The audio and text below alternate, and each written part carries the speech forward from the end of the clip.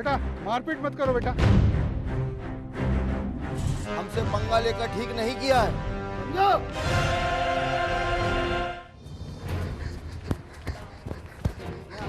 साहब साहब साहब बचा लीजिए साहब, वो हमें मार डालेंगे साहब। अबे हाथ मार, ठीक ठीक बता क्या बात। सर वो हमारे पड़ोसी सर हमें जान से मारने की धमकी दे रहे हैं। क्या धमकी दी? कह रहे हैं कि केस वापस ले लो वरना जान से मार देंगे। कल धमकी दी है ना, किसी को मारा तो नहीं है? वे हम पर पहले भी हमला कर चुके हैं साहब, जान से मार देंगे साहब, हमें बचा लीजिए साहब। अबे जब कोई मारा ही नहीं है तो डर क्यों रहा है? जब मारेगा तब देखेंगे, चल जा। हमें बचा लीजिए साहब, हमें मार डालेंगे साहब, बचा लीजिए साहब। बताया लगाओ डंडे, अरे यहाँ से साहब बचा लीजिए साहब, औजार बाहर करो इसे, लगाओ यहाँ से, चलो बचा लीजिए साहब। हमारे देश में आज भी एक आम आदमी तब तक थाने नहीं जाता जब तक पानी उसके सिर से ऊपर नहीं निकल जाए, और अगर जाता भी है तो कोई गारंटी नहीं कि वहां उसकी सुनवाई हो पाएगी। आज का ये एपिसोड भी एक ऐसी ही सच्ची और दर्दनाक घटना पर है, जहां हर तरफ से निराश होकर एक पुजारी के परिवार ने ऐसा कदम उठाया जिसे देखकर हर कोई सन्न रह गया। तारीख 20 फरवरी 2015, वक्त सुबह करीब 6 बजे, जगह त्योंदा, तहसील गंज बासौदा, जिला विदिशा।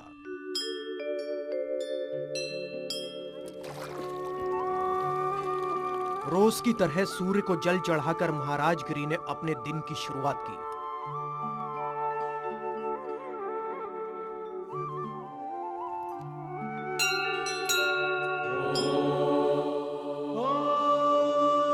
फिर मंदिर में पूजा करने के बाद वो अपने घर पहुंचे। अब और तुम कितना पढ़ोगे बेटा?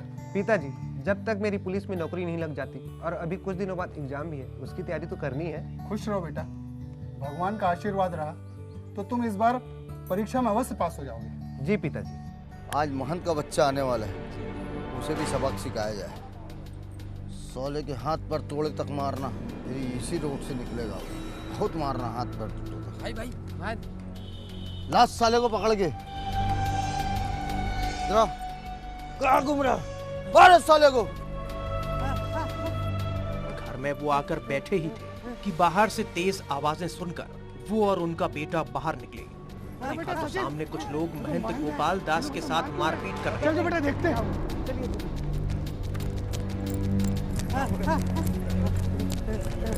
महाराज गिरी जिस मंदिर के पुजारी थे, वो मंदिर गोपाल दास की जमीन पर बना हुआ था, और मारपीट करने वाले बदमाश उसकी जमीन पर कब्जा कर जबरन दुकान बनाना चाहते थे। लिहाजा महाराज गिरी और उनके बेटे ने बदमाशों से गोपाल दास को बचाने के लिए बीच बचाव किया, लेकिन इन बदमाशों ने उन पर ही हमला कर दिया, जिसके बाद दोनों पक्षों के बीच जमकर संघर्ष हुआ।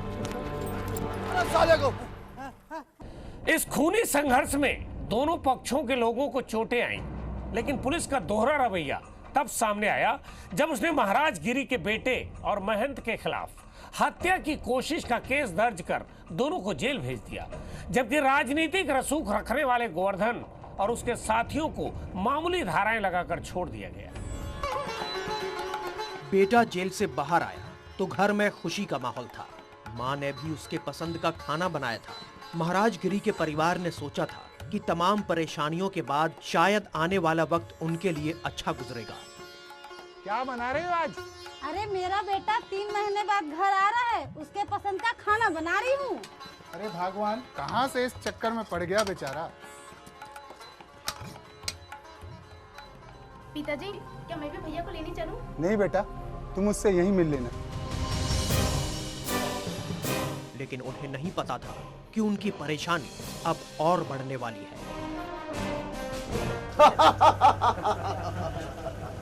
भैया वो पुजारी का लौंडा जेल से बाहर आ गया है।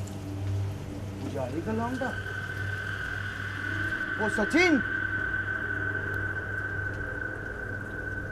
अब तक तो उसने जेल की रोटियां खाई थी, अब असली सजा वो यहाँ भुगतेगा। यहाँ भैया फिर उसका क्या करेंगे? उसका जो हम चाहेंगे वही होगा। अब तमाशा चालू होगा, जो हम चाहेंगे वही होगा।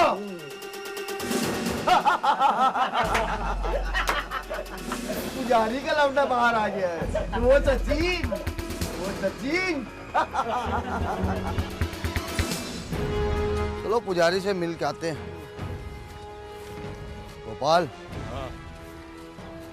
आज पुजारी की वाट लगाना है। पंडित, ओ पंडित, पंडित, सुना है तेरा लौंडा जेल से बाहर आ गया। हाँ, आ गया। आ तो गया है, लेकिन तू हमसे पंगा लेके ना तो चैन से जी पाएगा और ना ही तेरा परिवार। तूने दूसरे के चक्कर में हमसे पंगा लेकर ठीक नहीं किया है। तूने जरा सी भी नहीं सोचा कि तेरे घर में एक जवान बेटी भी है।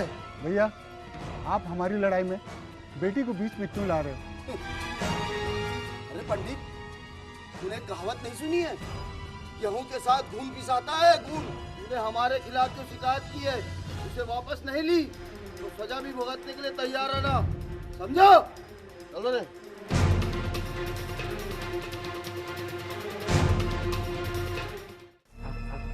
पुजारी का लौंडा जा रहा है। हाँ जा रहे हो। क्या साले को पकड़ के? साले का काम कर दो क्या? अभी मुझे सिर्फ सचिन चाहिए, वो भी जिंदा। ले क्या साले को? कैसे पुजारी के लौंडे, कब आया रे तू बाहर? जी आज ही खूब जेल की रोटियां खाया है। तैयार हो जा ऊपर जाने से। खानदान के लौटे चिराग, 1 सेकंड में तू बुझ जाएगा। चल निकल यहाँ से।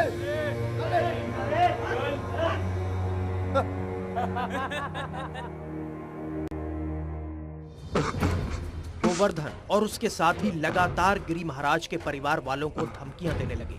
यहाँ तक कि उन्होंने पूरे परिवार को जान से मारने की धमकी भी दी, जिससे खौफजदा परिवार पुलिस के पास मदद की गुहार लेकर पहुंचा। लेकिन गोवर्धन और उसके परिवार का राजनीतिक रसूख ऐसा था कि पुलिस भी उस पर हाथ डालने से कतरा रही थी। पिताजी, आज उन लोग फिर केस वापस लेने के लिए धमकी दी। मुझे भी मिले थे वो लोग। वो लोग बहुत खतरनाक लोग हैं। आप उनसे दुश्मनी क्यों मोल ले रहे हो? केस वापस क्यों नहीं ले लेते? तुम्हें क्या लगता है केस वापस लेने से वे छोड़ देंगे हमें क्या? इसके बाद भी परेशान करेंगे, समझी तुम? मुझे तो बड़ा डर लग रहा है। बेटी, घबराने की जरूरत नहीं बेटी, भगवान रक्षा करेगा बेटी। बेटा सचिन, पिताजी, कल हम लोग थाने चलेंगे और जाके उनके खिलाफ शिकायत करेंगे। आपको क्या लगता है पुलिस हमारी सुनेगी? क्यों नहीं सुनेगी? आखिर हम लोगों की रक्षा के लिए पुलिस बनाई गई है। ठीक है पिताजी।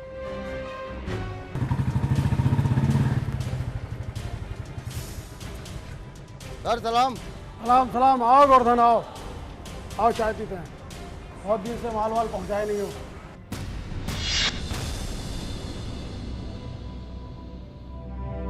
बड़े साहब हैं क्या? क्या काम है? बड़े साहब से मिलना। 1 मिनट रुको, हम आते हैं।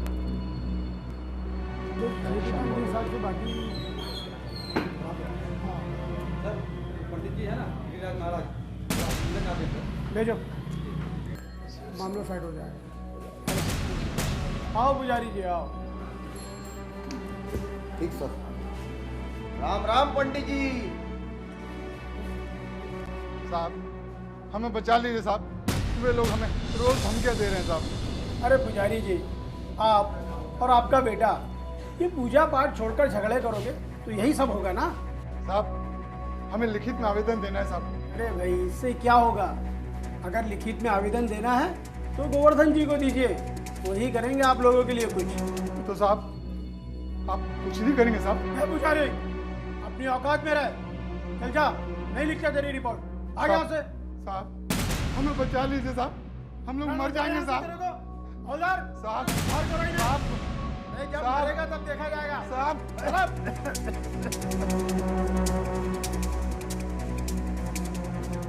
चारों तरफ से निराश हो चुके गिरी महाराज ने इस बिन बुलाई मुसीबत का कैसे निकाला समाधान, बताएंगे एक छोटे से ब्रेक के बाद।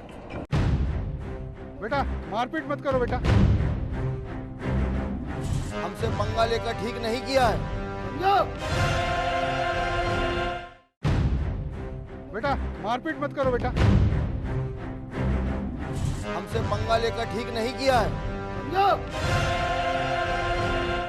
इलाके के रसूखदार बदमाश आए दिन गिरी परिवार को धमकियां दे रहे थे। वो कभी पुजारी पर दबाव बनाते तो कभी उनके बेटे को बीच रास्ते पर रोक लेते। यही नहीं, उन बदमाशों ने गिरी परिवार की महिलाओं को भी नहीं बख्शा और उन्हें भी डराते रहे। खूब जेल की रोटी खाया है। तूने जरा सी भी नहीं सोचा कि तेरे घर में एक जवान बेटी भी है। लगातार धमकियां सहन कर रहे परिवार ने पुलिस की तरफ से निराश होने के बाद अपने गांव के लोगों से मदद की गुहार लगाई और कोशिश की कि इस मामले को किसी तरह खत्म कर दिया जाए।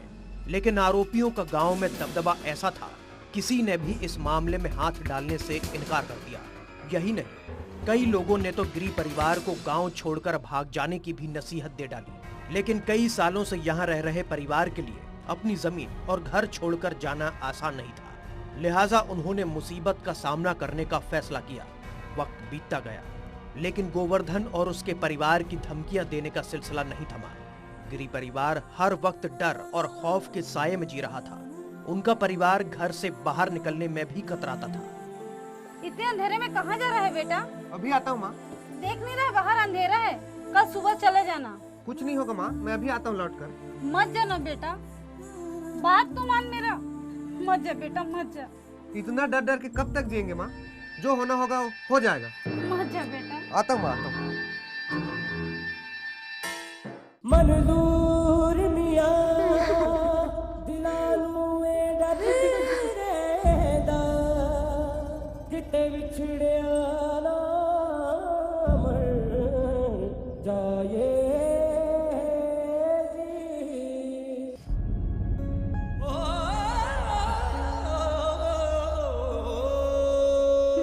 रोज रोज के खौफ से गिरी परिवार तंग आ चुका था। वो जिसके पास भी गए उन्हें वहां से निराशा ही हाथ लगी, जिसके बाद पूरा परिवार घर में कैद होकर रह गया। गिरी महाराज और उनका पूरा परिवार हर दिन ऊपर वाले से इस मुसीबत से बाहर निकलने के लिए प्रार्थना करते, रोज उन्हें मनाने की कोशिश करते, लेकिन उन्हें कोई रास्ता नजर नहीं आ रहा था। गिरी महाराज का पूरा परिवार बुरी तरह से दहशत में जी रहा था। दिन रात भगवान के सामने हाथ फैलाकर वो बस ये सोचते कि आसमान से कोई फरिश्ता आएगा और उन्हें इस मुसीबत से निकालकर बाहर ले जाएगा। लेकिन ऐसा कुछ भी नहीं हुआ। ना आसमान से कोई मसीहा आया और ना ही उनकी मुश्किल हल हो पाई। करीब 6 महीने तक दहशत में जीने के बाद वो वक्त आया जब झगड़े में शामिल सभी आरोपियों की कोर्ट में पेशी थी। कोर्ट की तरफ से 5 अगस्त को पेशी की तारीख तय की गई थी, लेकिन इससे पहले ही गोवर्धन के परिवार की तरफ से गिरी महाराज के बेटे के पास फोन आया और उन्होंने उसे धमकाते हुए पेशी पर नहीं जाने की नसीहत दी। अरे आओ अखिलेश आओ, क्या खबर लाए हो? क्या हुआ हो पुजारी का बच्चा का? लाइन पे आया कि नहीं? अभी नहीं आया भाई। नहीं आया? बहुत ढीठ है साला बुड्ढा, लगता है मरेगा तभी मानेगा। उसे तुरंत फोन लगाओ। जी भैया। और उसे कह दो या तो हमसे समझौता कर ले या उसकी ये पेशी आखिरी पेशी होगी। जी भैया। हेलो, कहाँ बैठा बेटा दुबक के? कौन कौन बोल रहा है? वो तू छोड़, मैं कौन बोल रहा हूँ। याद है ना 5 तारीख? अगर तेरी परिवार का कोई भी सदस्य पेशी में आया तो तुम्हारी आखिरी पेशी होगी, समझा? रख फोन।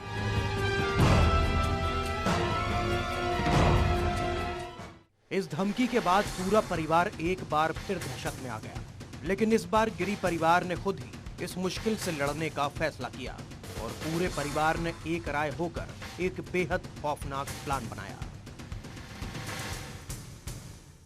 क्या हो रहा था आज महाराज गिरी के घर में? क्या ये वाकई कोई तूफान का इशारा था या फिर ये उनके रोज के पूजा पाठ का हिस्सा था? आपको ये भी बताएंगे, लेकिन एक छोटे से ब्रेक के बाद। बेटा मारपीट मत करो बेटा। हमसे पंगा लेकर ठीक नहीं किया है, समझो?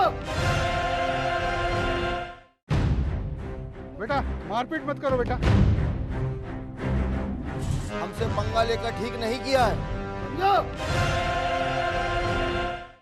त्योंदा गांव के उस घर में पूजा पाठ का दौर चल रहा था।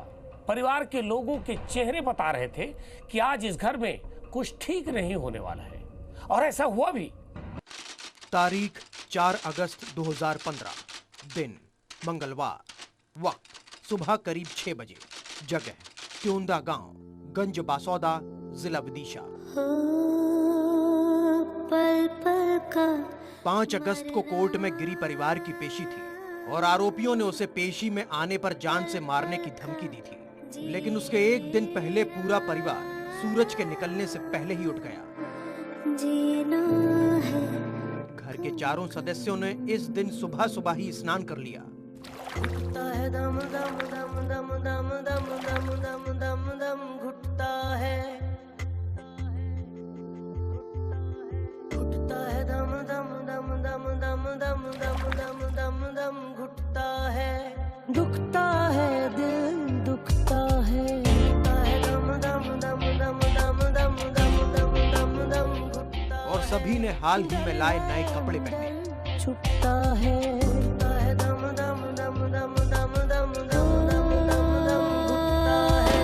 फिर थोड़ी देर बाद पूरे परिवार के साथ बैठकर भगवान की पूजा शुरू की। जीना है तुमको है दम दम दम दम दम दम दम दम दम दम घुटता है, घुटता है दम दम दम दम दम दम दम दम दम दम घुटता है।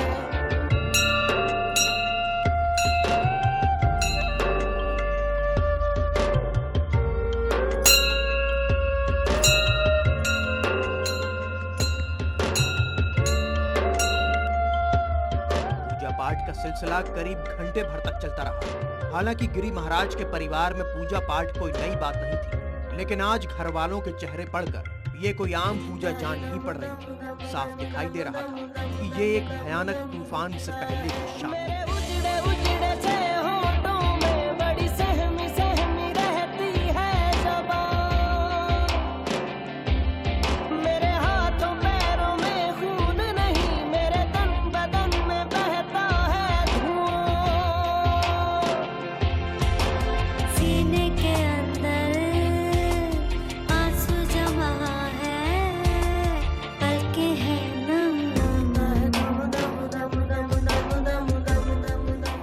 खत्म करने के बाद पूरे परिवार ने एक साथ मिलकर भगवान से आशीर्वाद लिया। फिर सभी ने एक दूसरे को गले लगाया। इस वक्त हर चेहरा उदास था, लेकिन उन्हें हर कीमत पर रोज रोज की परेशानियों से छुटकारा पाना था।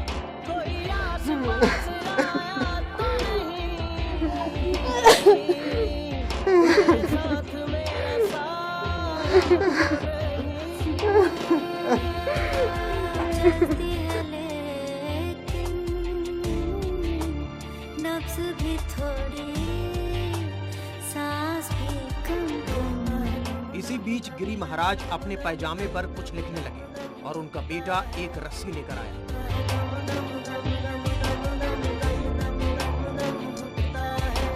सांस भी कुछ कुछ रुकता है।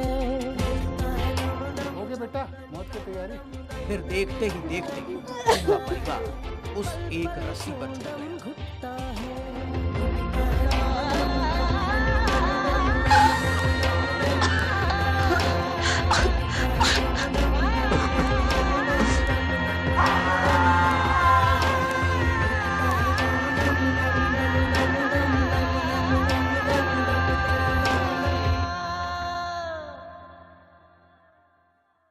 मंदिर की जमीन से जुड़ी जिन अवैध दुकानों के विवाद में पूरा गिरी परिवार फांसी पर झूल गया। दरअसल उस संपत्ति से महाराज गिरी का सीधा कोई संबंध नहीं था। वो सिर्फ महंत गोपाल दास के हुए झगड़े में बीच बचाव करने पहुंचे थे, जिसमें उन्हें चोट भी लगी थी। वहीं गोवर्धन और उनके परिवार की अवैध दुकानों को प्रशासन ने तोड़ दिया था। आरोपियों को लगता था कि इसके पीछे भी गिरी महाराज का हाथ है, जिसकी वजह से वो उनसे रंजिश रखते थे। इधर पुलिस गिरी परिवार के 4 लोगों की मौत के बाद भी गोवर्धन और उनके परिवार के खिलाफ केस दर्ज करने से कतरा रही थी, लेकिन लोगों के बढ़ते गुस्से और दबाव की वजह से इस मामले में गोवर्धन शर्मा, अखिलेश शर्मा, गोपाल शर्मा सहित कुल 6 लोगों के खिलाफ हत्या के लिए उकसाने के साथ साथ दूसरी धाराओं के तहत जुर्म दर्ज किया गया है। हालांकि अभी पुलिस की जांच जारी है और कुछ लोगों ने तो इस घटना के पीछे हत्या की आशंका भी जताई है। तो देखा आपने कैसे राजनीतिक रसूख रखने वाले लोगों ने एक आम परिवार को सुसाइड करने पर मजबूर कर दिया। वहीं पुलिस भी इस मामले में तमाशबीन बनी रही। अगर वक्त रहते वो गिरी महाराज परिवार की शिकायत पर कार्रवाई करती तो शायद एक परिवार को यूं मौत को गले लगाना नहीं पड़ता। गुनाह में आज बस इतना ही। मनमोहन सिंह ठाकुर को दीजिए इजाजत, लेकिन अगले रविवार फिर मिलेंगे एक ऐसी ही सच्ची वारदात के साथ।